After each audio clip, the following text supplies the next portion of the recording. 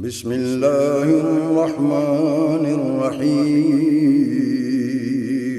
شروع اللہ کے نام سے جو بڑا مہربان نہایت رحم والا ہے۔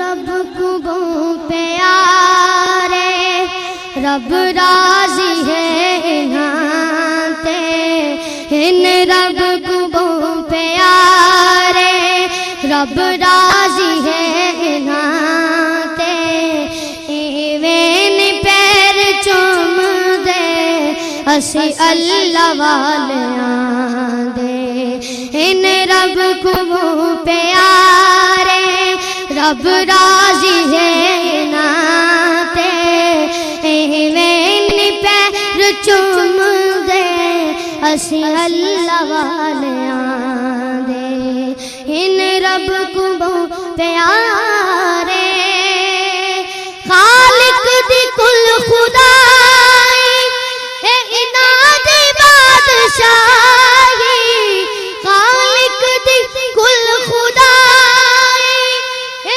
اناد بادشاہی، جو چاو دے کر دے اے دین دے سپاہی، جو چاو دے کر دے اے دین دے سپاہی۔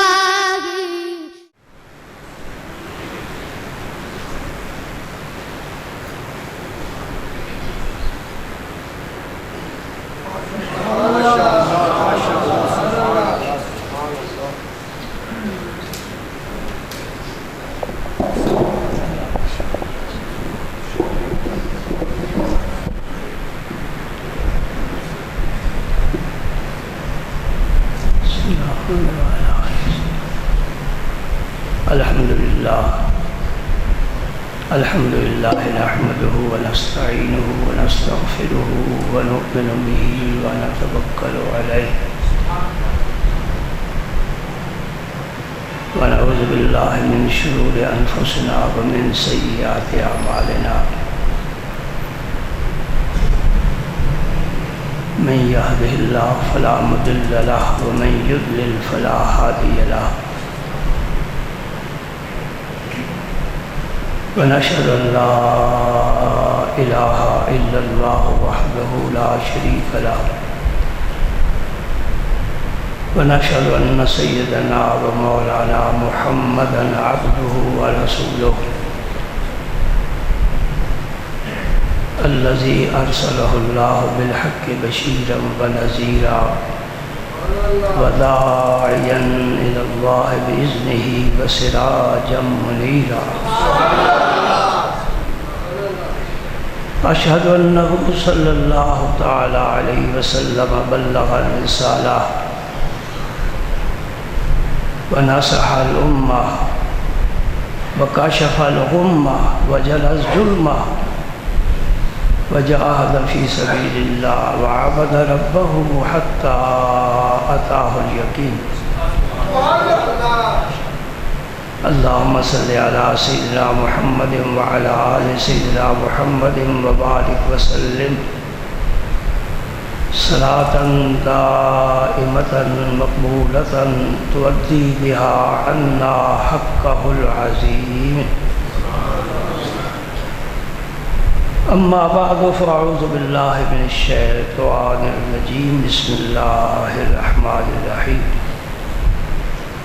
إن الله وملائكته يصلون على النبي يا أيها الذين آمنوا صلوا عليه وسلموا تسليما، اللهم صل وسلم على رسولك الكريم وعلى ربك وارحم وأنت خير الراحمين، اللهم صل وسلم على رسولك الكريم وعلى الطاهرين ربي اغفر وارحم وأنت خير الراحمين، اللهم صل وسلم على رسولك الكريم وعلى الطاهرين ربي اغفر وارحم وأنت خير الراحمين۔ محترم سامعین، آج کا جمعہ اس ماہ مبارک کا آخری جمعہ اور آج کا دن آخری دن ہے. یہ جمعہ سال کے بعد پھر آئے گا. خوش نصیب لوگ ہی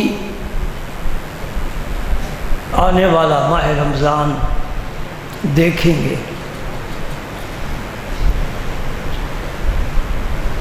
آج میں جو موضوع آپ کے سامنے پیش کرنے لگا ہوں یہ بڑا جامع ہے،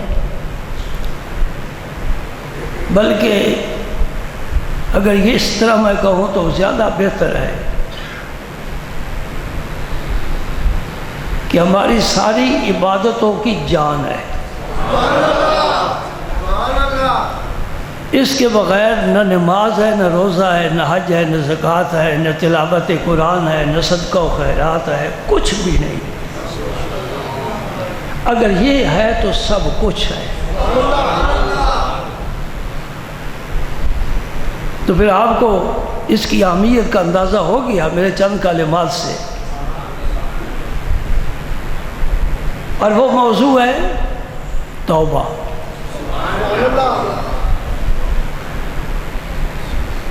پہلے میں توبہ کا معنی بتانا چاہتا ہوں بغیر کسی تمہید کے. میں آپ کا وقت تمہید میں نہیں استعمال کروں گا، احادیث طیبہ پیش کروں گا، اس لیے کہ بہت ساری احادیث ہے، وقت مختصر ہوتا ہے. توبہ کا معنی کیا ہے؟ یہ عربی کا لفظ ہے. تابہ یتوب و توبتاً اے راجع یرجع و رجوعاً. توبہ کا معنی کیا ہے؟ آدمی یہ جا رہا ہے پلٹ کر واپس آ جائے، یہ ہے توبہ. بندہ رب سے دور جا رہا ہے واپس اللہ کے پاس آ جائے، یہ ہے توبہ. اور سچی توبہ کا معنی کیا ہے؟ قرآن پاک میں فرمایا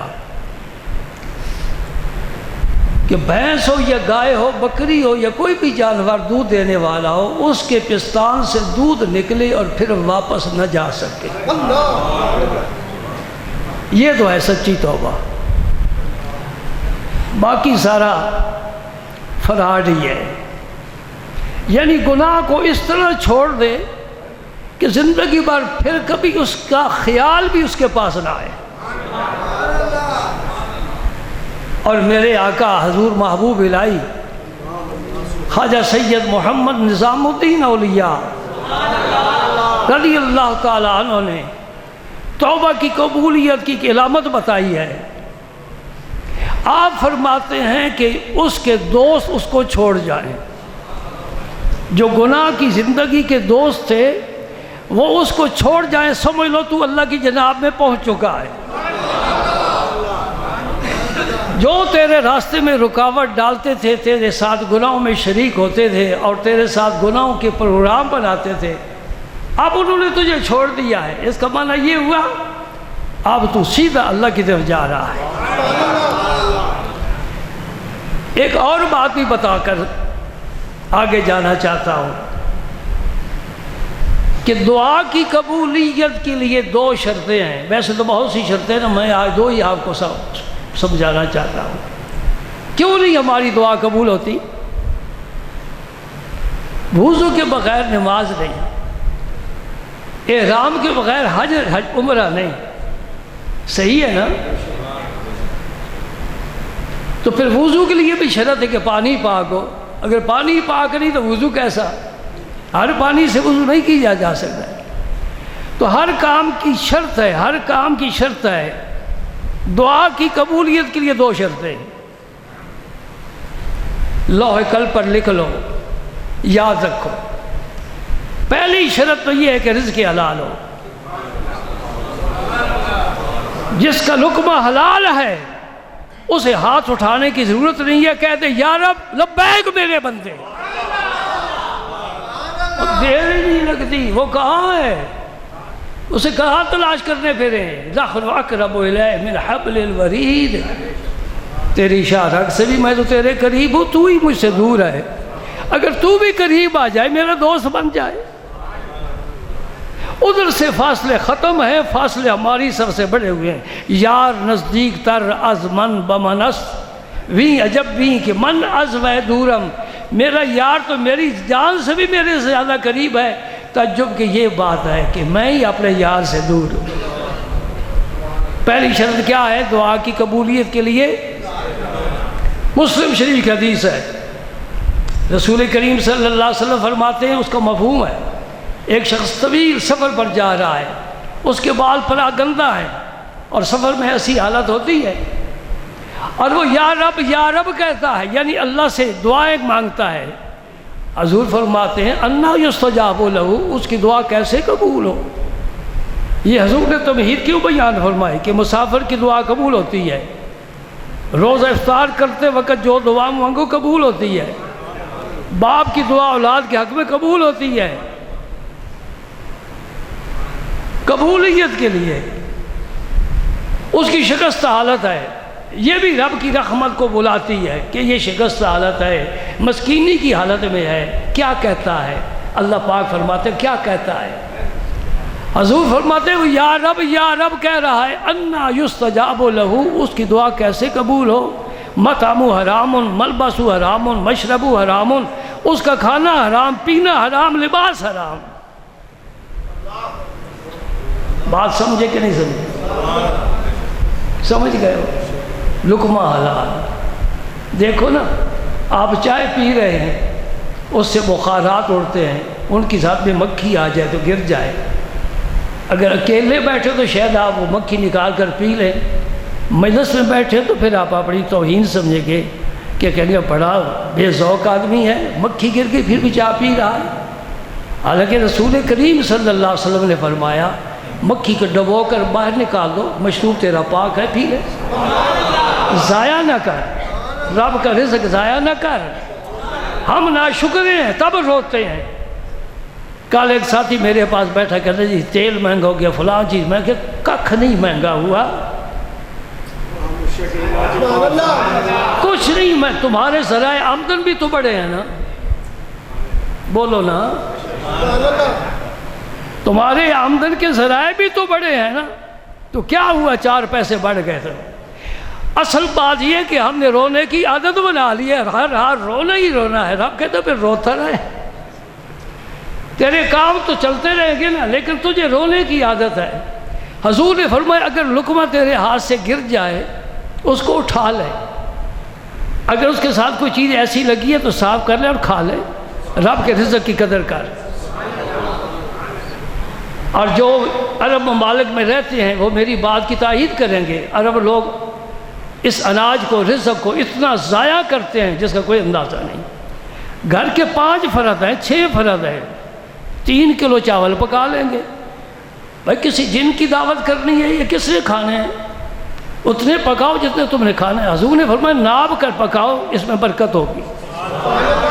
ہم نے پرانی بیویوں کو دیکھا تھا کہ جب آٹا نکالتی تھی تو اس طرح ایک آدمی کے لیے، یہ 2 کے لیے، یہ 3 کے لیے، یہ مہمان کے لیے، یہ مانگنے والے کے لیے۔ تو 3 کلو چاول اب بچ گئے، اسے ڈرم میں پھینک دیا۔ ایک ساتھی ہے لندن میں، ان کا سٹور تھا، آپ انہوں نے چھوڑ دیا ہے۔ وہ بتاتے تھے کہ میرے علاقے میں عرب آ کر رہتے ہیں اور فروٹ کی پیٹیاں لے جاتے ہیں۔ میں بڑے حیران ہوتا ہوں، اتنا فروٹ کھاتے ہیں؟ میں نے ایک دن ایک سے پوچھ لیا عربی سے، بھائی کتنا فروٹ کھاتے ہو؟ میں کھاتے نہیں ہیں، مہمانوں کے لیے لے جاتے ہیں اور دوسرے دن پھینک دیتے ہیں، نیا لے کر جاتے ہیں۔ یہ رزق کی توہین ہے۔ ہاں سن لے میرے دوست، ویل للعرب قد اقترب، آج سے 14 سال پہلے میرے نبی نے فرمایا تھا کہ ہلاکت عربوں کے دروازے پر دستک دے رہی ہے، شر ان کے دروازے پر پہنچ چکا ہے۔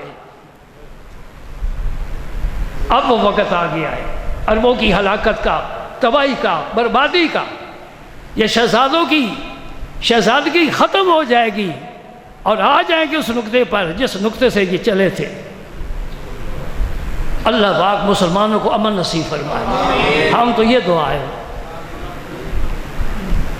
ویل للعرب شر قد اقترب، یہ حقیقی الفاظ ہے، ویل للعرب شر قد اقترب۔ اگر کسی کے ذہن میں یہ سوال پیدا ہو کہ 1400 سال فرمایا تھا، قریب آ گیا، پھر آئی تو کوئی نہیں۔ قرآن پڑھو نا، اقتربت الساعۃ وانشق القمر، میرے رب نے کیا فرمایا؟ چاند ٹکڑے ہو گیا، قیامت قریب آ گئی، آئی تو کوئی نہیں۔ آل عرب فرماتے کل آتن قریب، ہر آنے والی چیز قریب ہوتی ہے، آ کر رہے گی۔ میں نے خواہ مخواہ سوال کا جواب دے دیا۔ آؤ چلو دوسری شرط۔ پہلی شرط دعا کی قبولیت کے لیے کیا ہے آپ مجھے بتائیں۔ الحمدللہ، اب یاد رکھا ہے، ساری زندگی یاد رکھنا اور اسے حلال کمانے کی کوشش کرنا، ملاوٹ سے بچانا، تھوڑا کھا لو اور دنیا سے سرخرو ہو کر جاؤ۔ میرے نبی نے شکم مبارک پتھر باندھے ہیں ہمیں دکھانے کے لیے۔ اللہ اللہ، حضرت حسن مجتبیٰ حضور کے شہزادے پاس بیٹھے ہیں، 9 عمر ہے، 8-9 سال کے تھے جب حضور دنیا سے تشریف لے گئے۔ کتنی عمر ہوگی؟ 6 سال 7 سال، اور ٹوکرے میں کھجوریں پڑی تھی، اور یہ کھجوریں صدقے کی تھی۔ حضرت امام حسن نے ایک کھجور اٹھائی، منہ میں ڈالی، صدقہ سید کے لیے حرام ہے، آل علی کے لیے حرام، آل عباس کے لیے، آل عقیل کے لیے۔ یہ ایک لمبی فہرست ہے۔ نبی کریم صلی اللہ علیہ وسلم نے ذرا بھی یہاں چشم پوشی سے کام نہیں لیا کہ نظر انداز کر دیں بچے یہ کھجور کھا لے۔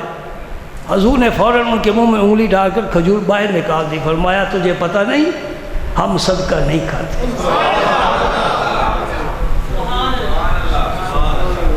پیٹ میں لقمہ جاتے ہوئے دیر نہیں لگاتا، لیکن اندر جا کر جب فساد بچاتا ہے اس کا ہمارے پاس کوئی علاج نہیں ہے۔ میں دوستوں سے کہتا ہوں تم پیٹ کو خراب کرتے ہو، پیٹ پھر تمہیں خراب کرتا ہے۔ کہتے جی میرا پیٹ خراب ہو گیا تھا، تو نے اس کو خراب کیا ہے، تجھے خراب کیا ہے، تو اس کی حفاظت کر، یہ تیری حفاظت کرے گا۔ سادی صاحب فرماتے کھانا اتنا کھا کہ کھانا تجھے اٹھا سکے، اتنا نہ کھا کہ تو کھانے کو اٹھائے پھرے۔ جی تھیلا بندھا ہوا ہے، نہ اٹھ سکتا ہے نہ بیٹھ سکتا ہے۔ دوسری شرط کیا ہے؟ توبہ۔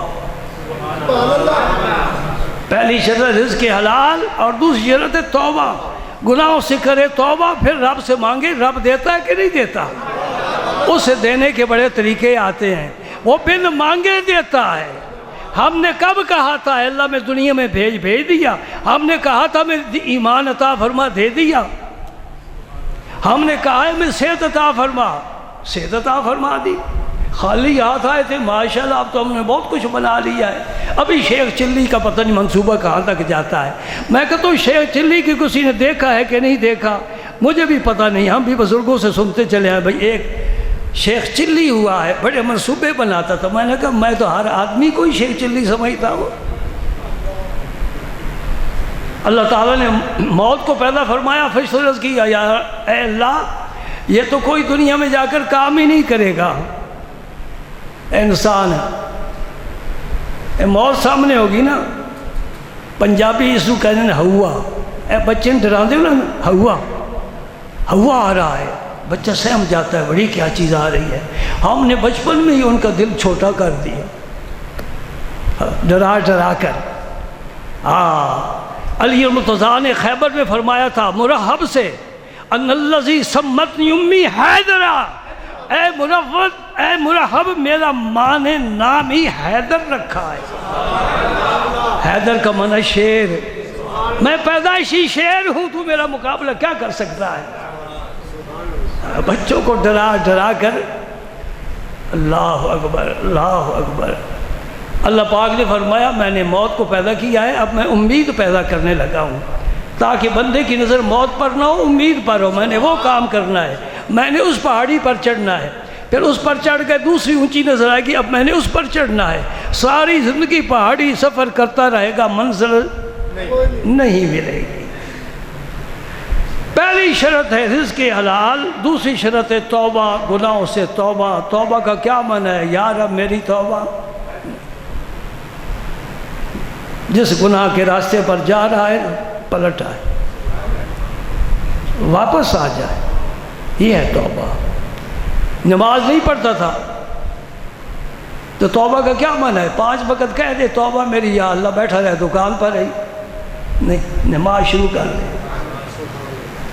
نماز پڑھتا تھا، جماعت کے ساتھ نہیں پڑھتا تھا، معافی مانگے رب سے، مجھ سے غلطی ہو گئی، تو انہیں جماعت کے ساتھ پڑھنے کو حکم دیا، وَرْكَعُوا مَعَ الرَّاكِعِينَ، نماز با جماعت پڑھو، گھروں میں نہ پڑھو، دکانوں پر نہ پڑھو، جماعت کے ساتھ پڑھو۔ یہ رسول اللہ کا پوری زندگی کا معمول ہے، صحابہ کا معمول ہے۔ مسجدیں کیوں بنائی جاتی ہیں؟ امام علماء کیوں ہوتے ہیں؟ اگر نمازیں گھروں میں پڑھنی ہے، مسجدوں کو تالا لگا دو، خواہ اخراجات برداشت کرتے ہو۔ نماز تو پڑھتا ہے، سفر میں کبھی چھوڑ بھی دیتا ہے، نہیں پابندی سے پڑھ۔ مہمان آ گئے، جمعہ بھی جاتا رہا، وہ نہیں جمعہ پڑھنے والے، تیرا جمعہ بھی ضائع کر دیا۔ ذرا بیماری ہوئی، نماز کی چھٹی۔ استقامت بڑی چیز ہے، استقامت بڑی چیز ہے۔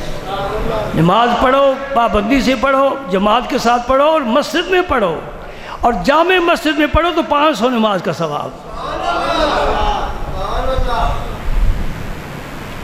اللہ اکبر۔ 2 شرطیں رد کر دی نا، اب حدیث پاک سنو، وہ بھی بڑی مزیدار ہے۔ توبہ کی حدیث بڑی مزیدار ہے، لیکن شروع ہو رہی ہے خون سے، تلوار سے۔ رسول کریم صلی اللہ علیہ وآلہ وسلم فرماتے ہیں، روایت کرنے والے ابو سعید خدری ہیں، یہ اصحاب صفہ میں سے ہیں، ابو ہریرہ کے ساتھی ہیں، ابو ذر غفاری کے ساتھی ہیں۔ یہ 70 صحابہ تھے جن کا گھر بار نہیں تھا، مسجد میں پڑے رہتے تھے، کھانے کو کچھ نہیں ملتا تھا، لنگر کا کوئی انتظام نہیں تھا۔ ہم بھی اپنے طلباء کے امتحان لینا، ایک وقت کھانا نہ ملے تو چھٹی، گاڑی پر بیٹھیں گے، گھر جائیں گے۔ الحمدللہ الحمدللہ، جب سے یہ دارالعلوم بنا ہے ایک دن بھی فاقہ ناغہ نہیں ہوا۔ میں لوگوں کو بتایا کرتا ہوں، جس نے 150-200 آدمی کے کھانے کا انتظام کرنا ہے وہ مزے سے ہاتھ پر ہاتھ رکھ کر بیٹھے، کیونکہ اللہ پر توکل ہے۔ یہ توکل کا نسخہ تو بھی لے لے، انشاءاللہ مزے کی زندگی گزارے گا۔ رب فرماتا ہے وَمَن يَتَوَكَّلْ عَلَى اللَّهِ فَهُوَ حَسْبُهُ، جو مجھ پر بھروسہ کرتا ہے میں اس کے لیے کافی ہوں۔ اے اللہ تو اگر ہے تو پھر مجھے کسی کی کیا ضرورت ہے؟ لوگ خود بخود لوگوں کے دلوں میں تو ڈالے گا، جاؤ یہ بکرا جا کر درس میں دیا، جاؤ یہ آٹے کی 10 بوریاں لنگر میں جا کر، یہ ٹین گھی کا جا کر دے کر آؤ، یہ پیسے جا کر، یہ اللہ خود بندوں کو بھیجتا رہتا ہے، میں نہیں بلاتا۔ آتے ہو کہ نہیں آتے؟ جی پورا رمضان افطاری کراتے رہے ہو، کبھی کسی نے تم کو کہا ہے کہ افطاری کراؤ میرے بچوں کو؟ نہیں۔ اس لیے ہم اللہ سے عرض کرتے ہیں مولا کہ تیرے سہارے پر بیٹھے، فکر نہ کر میرے بندے، تو فکر نہ کر۔ میں اگر ہاتھی کو کھلاتا ہوں، سیمرغ کو کھلاتا ہوں، شیر کبھی بھوکا نہیں مرتا، تیرے بچے کیسے بھوکے مر جائیں؟ میں کھلاؤں گا ان کو۔ اور جب میں مغرب کے وقت افطاری، میں ذرا پہلے کر 1 کھجور 1 گلاس پانی، یہ ہے میری افطاری، میں جلدی مسجد میں آ جاتا ہوں۔ اس وقت طلباء یہاں سے میں افطاری کر رہے ہوتے ہیں، یقین جانو میرا دل باغ ہوتا ہے، اتنے بڑے بڑے ٹرے فروٹ سے بھرے ہوئے، کیلا، سیب، نہ جانے کیا کچھ، اور کھا رہے ہوتے ہیں۔ میں نے کھاؤ بیٹا کھاؤ، خوب سب کھلانے والا ہے۔ کون دیتا ہے؟ دینے کو منہ چاہیے، بولو نا، کون دیتا ہے؟ دینے کو منہ چاہیے، دینے والا ہے سچا ہمارا نبی۔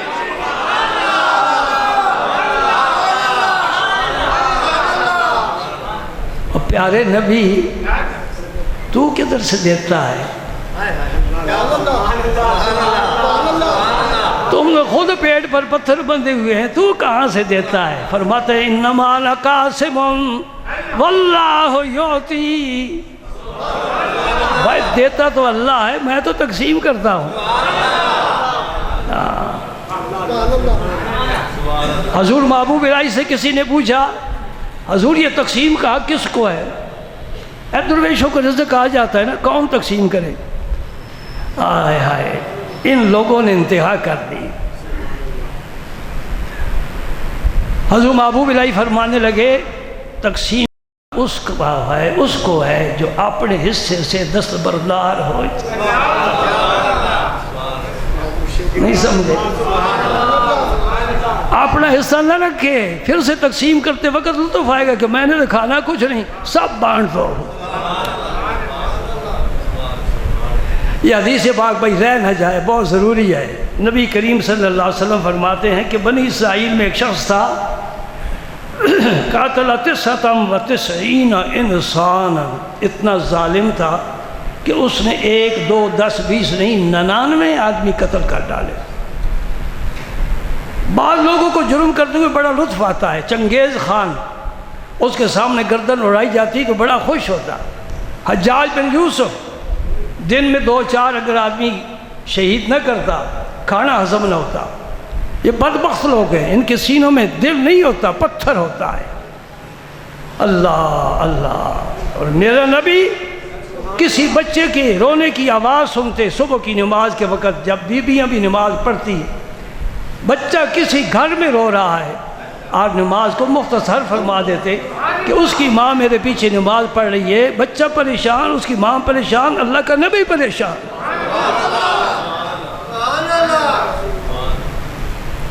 99 قتل کر دیے، پھر نادم ہوا۔ ثم خرج یسعی، اب گھر سے نکل کھڑا ہوا کہ میں کوئی توبہ کی صورت بناؤں، کیا پتہ کس وقت موت آ جائے۔ جب یہاں سے آواز آنی شروع ہوتی ہے نا غار غار کی، اس وقت توبہ کا وقت ختم ہو جاتا ہے۔ اس سے پہلے حضور نے فرمایا توبہ کر، یہ کوئی پتہ نہیں کس وقت آ جائے۔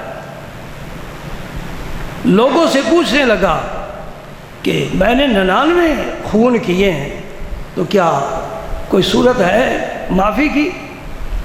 ایک راہب کے پاس آیا۔ راہب کسے کہتے تھے؟ جو دنیا سے قطع تعلقی کر کے شہر سے باہر عبادت خانہ بنا لیتے تھے اور وہاں اللہ کی یاد میں زندگی گزار دیتے تھے۔ اسلام میں اس رہبانیت کا کوئی وجود نہیں ہے۔ اسلام میں رہبانیت جہاد ہے۔ گھر سے نکلو، جہاد کرو۔ لا رہبانیت فی الاسلام۔ یا مجھے ایک بات بڑی اچھی یاد ہے، لیکن وہ میں اس وقت پھر حدیث پاک مکمل نہیں ہوگی۔ ایک راہب سے ملا، فقال لہو الہ توبۃ، کیا میری کوئی توبہ کی صورت ہے؟ میں نے اتنے قتل کیے ہیں۔ لا، کچھ مولوی خشکی کے مارے ہوئے ہوتے ہیں، وہ کہتے ہیں تو نے تو جنت میں جانا ہی نہیں۔ گویا رب نے اسے کہا ہے کہ ڈنڈا لے کر نا تو جنت کے دروازے پر کھڑے ہو جانا اور جو آئے سر میں دے مارنا۔ 8 دروازے ہیں جنت کے، سمجھے نا؟ رب نے سب کھولنے ہیں، جنت کو بھرنا ہے، وعدہ ہے۔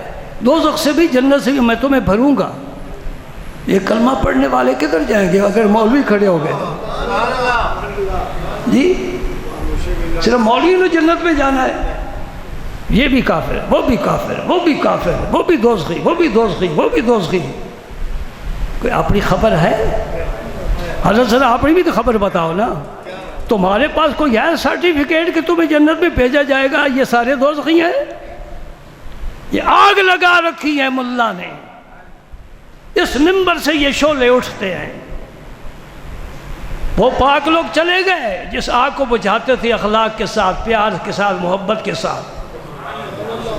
آپ کے گجرات کی بات کروں، مولانا حبیب اللہ صاحب رحمۃ اللہ علیہ، ان سے کسی نے پوچھا جی کہتے ہیں کہ شرابی سے ہاتھ ملاؤ تو 40 دن ہاتھ پاک نہیں ہوتا۔ میں درویش کی بات کرنے لگا ہوں، آپ سن رہے ہیں؟ اس گجرات میں کوئی زیادہ عرصہ نہیں گزرا، ان کو دیکھنے والے بھی لوگ موجود ہیں۔ مولانا حبیب اللہ صاحب رحمۃ اللہ علیہ سلسلہ عالیہ نقشبندیہ کے نیر تابہ توکلیہ سلسلہ کے امین سائیں توکل شاہ صاحب امبالوی کے خلیفہ، ان کے پیر مرشد سیدہ شریف ہے جو پھالیہ سے آگے ہے۔ سائیں توکل شاہ صاحب کی تربیت یافتہ وہی فیض آتا ہے، وہی لائٹ آتی ہے، وہی نور آتا ہے۔ یہ جو کمکمہ روشن ہے، یہ لائٹ کہاں سے آ رہی ہے؟ آپ مجھے بتا سکتے ہیں؟ جہاں بجلی پیدا ہو رہی ہے نا منگلا ڈیم میں، وہاں سے آ رہی ہے نا۔ کنیکشن ہے. کنیکشن ہو تو لائٹ نہیں آئے گی. یہی بات بس سمجھ لے. حضرت مولانا حبیب اللہ صاحب نے کیا جواب دیا؟ فرمایا بھئی مسئلے تو علماء جانتے ہیں، یہ عاجزی ہے، انکساری ہے. مسئلے تو علماء سے پوچھو. میرا عمل یہ ہے کہ شرابی آ جائے میں اٹھ کر اسے سینے سے لگا لوں گا. اس لیے کہ دھوبی اگر کپڑے سے نفرت کرے کپڑا کبھی پاک نہیں ہو سکتا. دھوبی پہلے اپنا ہاتھ گندا کرے گا پھر اس سے پاک کرے گا.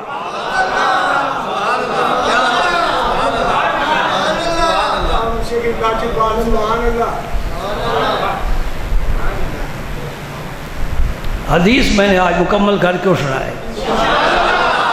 اور اس آپ کی سبحان اللہ نے مجھے ضرور تھکا دینا ہے، لیکن آج میں بڑا خوش ہوں کہ کل عید ہے. آج آخری روزہ ہے، کوئی بات نہیں. الحمدللہ اللہ ہمت دیتا ہے، اللہ توفیق دیتا ہے. ایک بزرگ دریا کے کنارے پر رہتے تھے. میں تمہیں درویشوں کی باتیں بتا رہا ہوں. مولوی کی بات تو سن لی نا آپ نے، مولویوں کی سن لی تم نے، ممبر والوں کی. وہ بھی کافر، وہ بھی کافر، وہ بھی دوزخی، وہ بھی دوزخی. جنت میں کون جائے گا؟ عصر کے وقت نا کشتی پر بیٹھ کر نوجوانوں کو اپنی زندگی ہے، وہ وہاں سے گزرتے تھے دریا پر سیر کرتے ہوئے، گانے بجاتے، اچھلتے کودتے، ناچتے، رقص کرتے اور فضول یاد بکتے. آپ کے جو مرید تھے انہوں نے عرض کیا حضور یہ روزانہ یہاں سے گزرتے ہیں، آپ کا بھی حیا نہیں ہے، شرم نہیں ہے، تو آپ ان کے لیے بددعا کیوں نہ فرما دیں یہ غرق ہو جائے.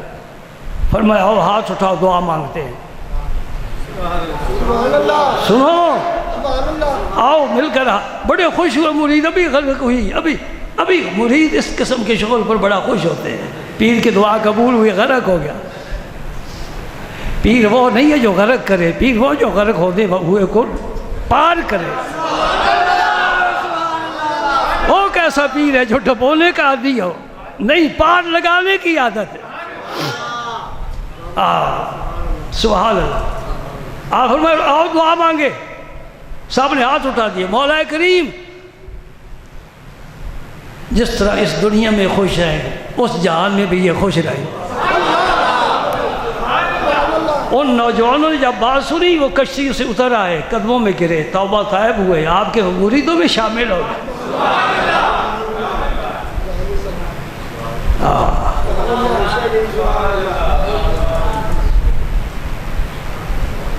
بڑے دریچے کھولتے ہیں لیکن میں بڑا صبر کر رہا ہوں. حدیث کو مکمل کرنا ہے اور 1:30 بجے بیان بھی ختم کرنا ہے. کلاک کو روک لو. مولوی صاحب نے کہا جی کوئی تمہاری توبہ نہیں. نے کہا پر 99 کا عدد پورا نہیں، میں اسے بھی ساتھ ملاتا ہوں، 100 پورے تو ہو جائے نا.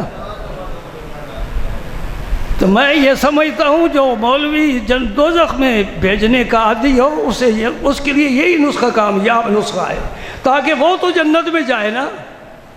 یہ اس مولوی صاحب پر بڑا احسان ہوگا جسے آپ جنت میں پہنچائیں گے، جو کفر کے فتوے لگاتا ہے، جو شرک کے فتوے لگاتا ہے، جو لوگوں کو بے دین بتاتا ہے، اللہ کے دروازے پر جھکے ہوئے ہیں. اب دیکھ لو کوئی مسجد ہے خالی؟ کل عید کا دن ہے، کل دیکھنا عیدگاہ کیا، مسجدیں کیا، سب فل ہوں گی. یہ کون ہے لا الہ الا اللہ کہنے والے؟ یہ کون ہے رب کو سجدے کرنے والے؟ یہ کون ہے اپنے مالک کو ایک سمجھ کر پکارنے والے؟ کعبہ گھرا ہوا ہے، مسجد نبی میں ہجوم ہے، یہ شرک کرنے کے لیے آئے. وہاں شرک کے مسئلے بڑے بتائے جاتے ہیں. ان کا مخلوق کو کہو ہوش کے ناخن لے. یہ شرک کرنے کے لیے نہیں آئے، یہ رسول اللہ کے شہدائی ہیں، عاشق ہیں، شمع رسالت کے پروانے ہیں. یہ تو جاننے قربان کرنے والے ہیں.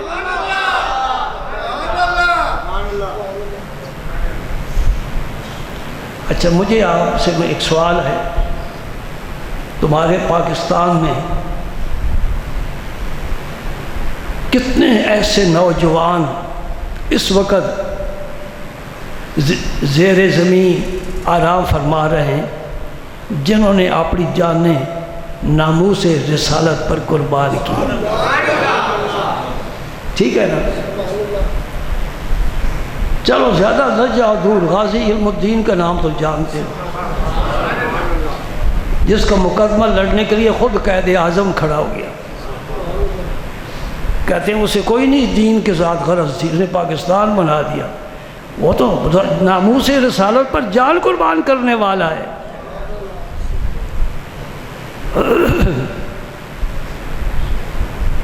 ایسے لوگ ہیں نا آپ کے علم میں.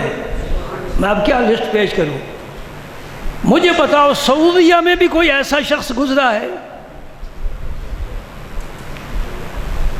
جس نے اپنی جان ناموس رسالت پر قربان کی ہو؟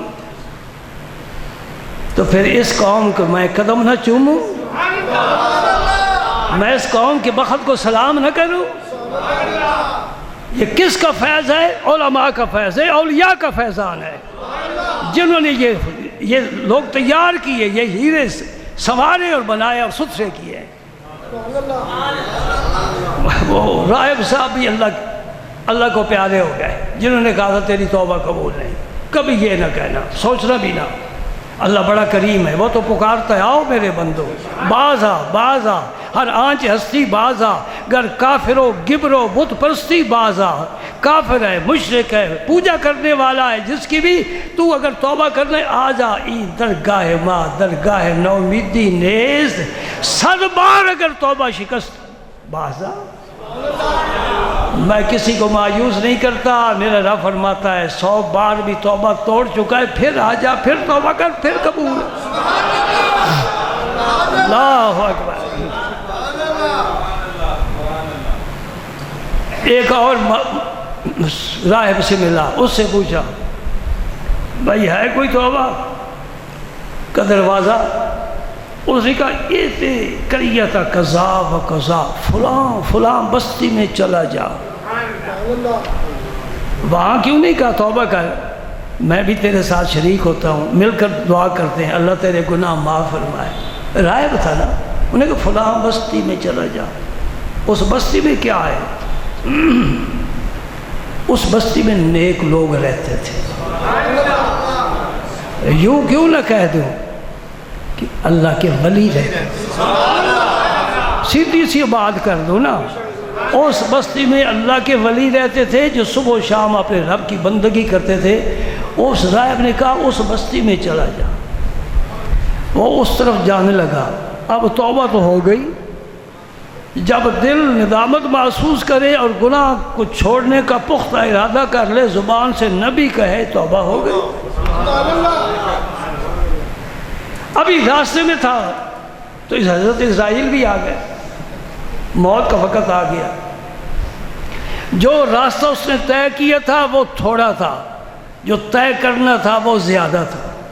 آ گئی موت. وہ زمین پر گر گیا اور اپنے سینے کے ساتھ اس زمین کی طرف اپنے آپ کو گھسیٹا جو ولیوں کی زمین تھی. بات سمجھتے جاؤ، تجھے بڑا مسئلہ، اس میں بڑا مسئلہ تیرے ہاتھ آ جائے گا.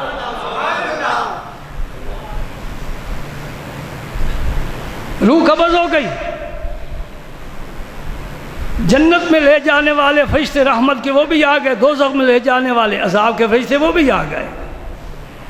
جنت والے کہتے سے ہم لے جائیں گے، اس لیے کس نے توبہ کر لی ہے. دوزخ والے کہیں گے کس نے گناہ بڑے کیے ہیں، ابھی اس توبہ والے مقام پر نہیں پہنچا، اس کو ہم لے جائیں گے. یہ سارا انتظام تو عرش والا ہی کر رہا ہے. کیا مجال ہے کسی فرشتے کی وہ کہیں آ جا سکے؟ رب نے ان کو کہا تم بھی جاؤ، ان کو کہا تم بھی جاؤ. میں اپنے ولیوں کی شان لوگوں کو بتانا چاہتا ہوں. یہ حدیث میرے سامنے ہے. آپ پوچھیں مجھ سے یہ کس کتاب میں ہے؟ بخاری میں ہے، مسلم میں ہے. راوی کون ہے؟ ابو سعید خدری ہے، جو نبی پاک کی پہلی مجلس میں پہلی صف میں بیٹھنے والے صحابی. بات سمجھ رہے ہو؟ ہم یوں ہی ولی ولی نہیں کرتے، رب نے ولیوں کو ولی بنایا ہے.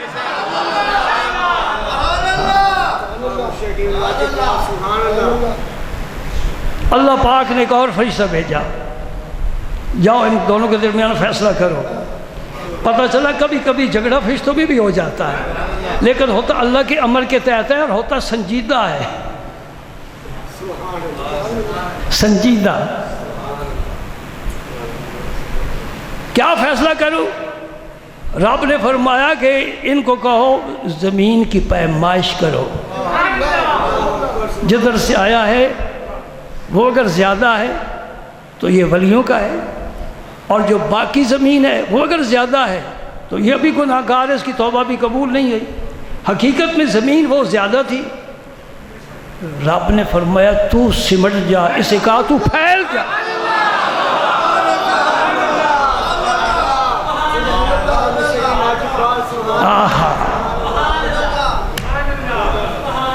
یہ مولوی تمہیں یہ حدیثیں نہیں سناتے، وہ شرک والی حدیثیں سناتے ہیں۔ یہ کیوں نہیں حدیث سناتے؟ بخاری میں نہیں ہے، مسلم میں نہیں ہے، مشکات شریف میں نہیں ہے، ابو سعید خدری راوی ہیں، کیوں نہیں لوگوں کو بتاتے؟ جو نیکی والی زمین تھی وہ تھوڑی تھی، ولیوں والی۔ رب نے فرمایا تو پھیل جا۔ رب جب حکم دے زمین کی کیا مجال ہے؟ اور اس کو کہا تو سمٹ جا۔ اب جب پیمائش کی تو یہ گناہ والی زمین زیادہ نکلی اور جو ولیوں والی تھی وہ تھوڑی نکلی۔ اس فرشتے نے کہا عذاب والے چلے جاؤ، یہ بہشتی ہے، یہ جنت والے لوگ، یہ بہشتی ہے، بہشتی دروازے سے گزر کر آیا ہوا ہے۔ یہ مولویوں سے دروازہ بند نہیں ہو سکتا، نہ کوئی حکمران بن سکتا ہے، اس لیے کہ محبوب خدا نے اس کو کھلوایا ہے۔ آج لوگ باتیں کرتے ہیں تو سونے کا دروازہ کہیں بنا کر ذرا لوگوں کو دعوت دے، میں دیکھتا ہوں کون گزرتا ہے۔ یہ بندوں کے بنائے ہوئے دروازوں سے کوئی نہیں گزرتا۔ ہم نے تو مسجد کے بھی اتنے بڑے بڑے دروازے بنائے ہیں، اذانیں بھی دیتے ہیں، اے سی بھی چلاتے ہیں، کارپٹ بھی بچھاتے ہیں، پھر بھی کوئی نہیں آتا۔ اللہ تعالیٰ معافی دے۔ کل عید کی نماز پڑھ کر نا انشاءاللہ چھٹی ہو، ٹوپی رکھ دیں گے اگلے رمضان کے لیے۔ چھوٹے یہ ٹوپی میری رکھ دے، اب جب رمضان آئے گا تو پھر میں پہنوں گا چھٹی۔ رب تجھے رزق دیتا ہے، صبح و شام دیتا ہے، تجھے زندہ رکھا ہوا ہے، صحت دیتا ہے، عافیت دیتا ہے، مکان دیا ہے، اولاد دی ہے، بیوی بچے ہیں تیرے پاس، کاروبار دیا ہے۔ رب نے تیرا کیا بگاڑا ہے کہ تو اس کے سامنے اپنا ماتھا زمین پر نہیں رکھتا؟ اللہ اکبر۔ رحمت کے فرشتے لے گئے نا، نتیجہ بھی کچھ نکالے نا۔ وہ مدھاڑی ڈالی ہے، رڑکتے رہے، کوئی مکھڑ بھی تو نکالو نا۔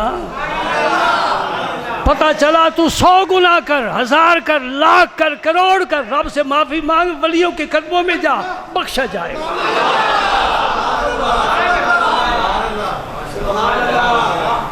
صرف توبہ نہیں، صرف توبہ نہیں، وہ تو ہم کسی جگہ بھی کر سکتے ہیں۔ اللہ کے ولیوں کے دروازے پر جا کر توبہ کرنا یہ رب کو زیادہ پسند ہے۔ یہ سارا انتظام رب نے کیا ہے کہ چلو اس بستی میں جا، میرے دوست رہتے۔ سن رہے ہو کہ نہیں؟ اس لیے اگر تو رب سے معافی مانگنا چاہتا ہے، گھر میں مانگ سکتا ہے، محلے کی مسجد میں مانگ سکتا ہے، لیکن جو لطف تجھے داتا کے دربار پر آئے گا، جو خواجہ غریب نواز کی دہلیز پر آئے گا، جو بابا فرید کی چوکھٹ پر آئے گا، وہ تجھے کہیں نہیں ملے گا۔ سجدے یہاں بھی کرتے ہو، نمازیں یہاں بھی پڑھتے ہو، لیکن حرم کعبہ میں جو نماز پڑھتے ہو اس کا لطف کچھ اور ہے نا۔ جو مسجد نبوی میں نماز پڑھتے ہو اس کا ذائقہ کچھ اور ہے۔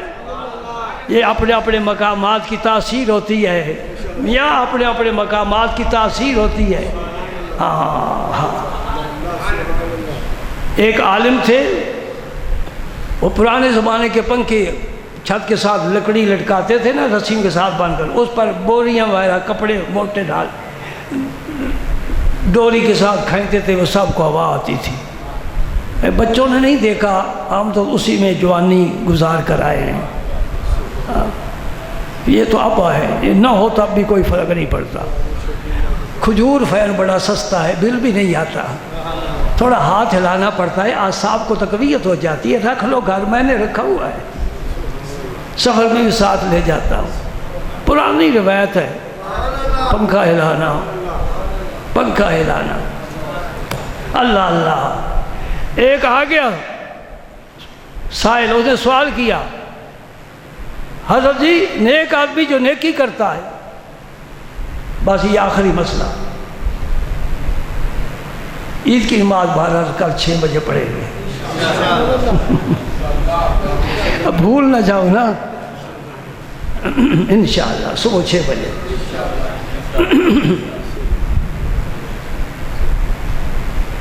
اور کس طرح پنجابی میں چٹ منگنی پٹ گیا.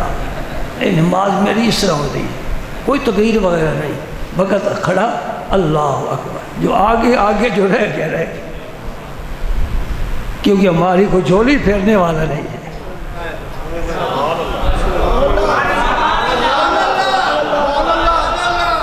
ورنہ اگر 6 بجے کا ہم نے اعلان کیا تو عید کی نماز 7 بجے پڑھتے. بھائی جھولی ابھی آخر تک نہیں پہنچی. ہاں واہ میرے مولا کریم، تو غنی از دو عالم من فقیر. تیرے ٹکڑوں سے پلے غیر کی ٹھوکر پہ نہ ڈال، جھڑکیاں کھائیں کہاں چھوڑ کے صدقہ تیرا. میں کس کو کہہ رہا ہوں؟ اللہ پاک کو کہہ رہا ہوں. گواہ رہنا، میں کس کو کہہ رہا ہوں؟ اللہ پاک کو کہہ رہا ہوں. رب کے ٹکڑوں پر پلے ہیں، کسی غیر کی چوکھٹ پر جانے کے لیے تیار نہیں. ولی تو اس کے اپنے ہیں نا، وہ تو ایک ہی گھر کے فرد ہیں، غیر اور ہوتے ہیں. یہ مسئلہ سمجھ لو. قرآن میں من دون اللہ بھی آیا ہے، رسول اللہ بھی آیا ہے، اولیاء اللہ بھی آیا ہے.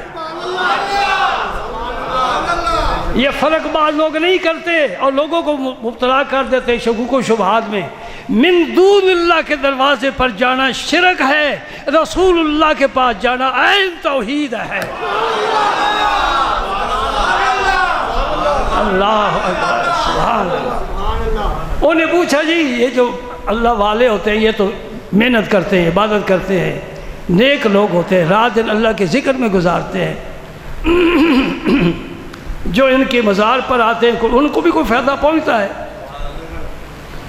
آپ نے فرمایا یہ پنکھا تو مجھے ہلا رہے ہیں. جی آپ کو ہلا رہے ہیں، میرے لیے لگایا ہے. جی آپ ہوا آپ کو آ رہی ہے؟ یہ آ رہی ہے. کوئی مسئلہ حل ہوا کہ نہیں ہوا؟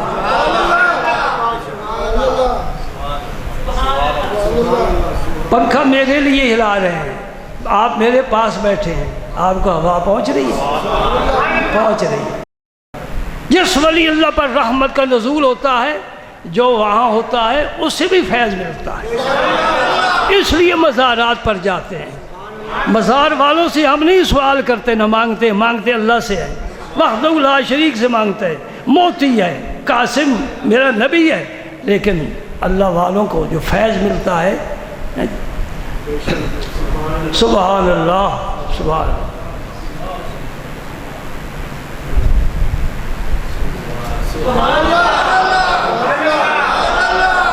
آج میں نہیں تھکا.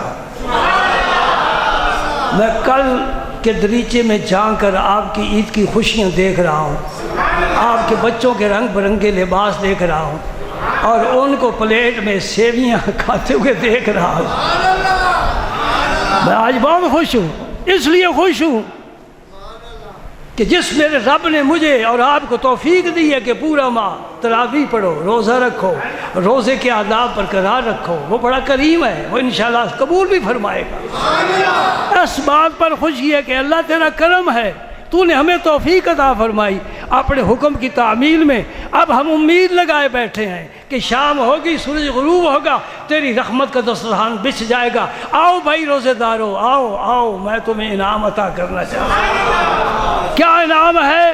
رسول کریم صلی اللہ علیہ وسلم نے فرمایا کہ جنت کے 8 دروازے ہیں، ہر دروازے کا نام ہے. ایک باب الجہاد ہے، ایک باب الصلاۃ ہے، اور ایک باب الریان ہے. باب الریان، ریان کا معنی پانی پی کر اپنی پیاس کو بجھانا، سیر ہو جانا.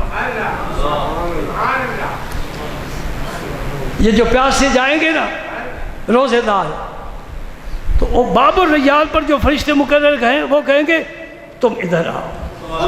یہ تمہارے لیے دروازہ ہے، نمازیوں کے لیے وہ ہے، جہاد والوں کے لیے وہ ہے۔